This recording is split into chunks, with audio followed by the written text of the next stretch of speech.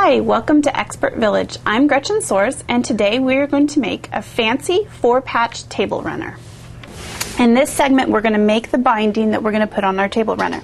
So we are going to make 2.5-inch wide strips. I'm going to lay our fabric out along the grain lines on the mat and measure 2.5-inch strips, and we're going to cut those so that we end up with a nice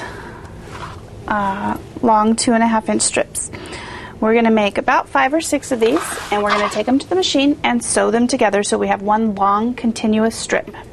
Okay, now that we have all of our strips cut, we're going to come to the machine and we are going to take them end to end, right sides together, and put a little seam in there to hold it together.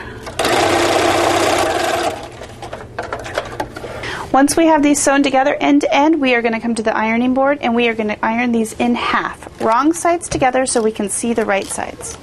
And this is pretty simple. We just want to glide the iron right along gently with lots of steam and heat so it folds right in half. And we're going to do this all the way down this entire strip. Okay, now we have our binding made and we're ready to put it on our table runner.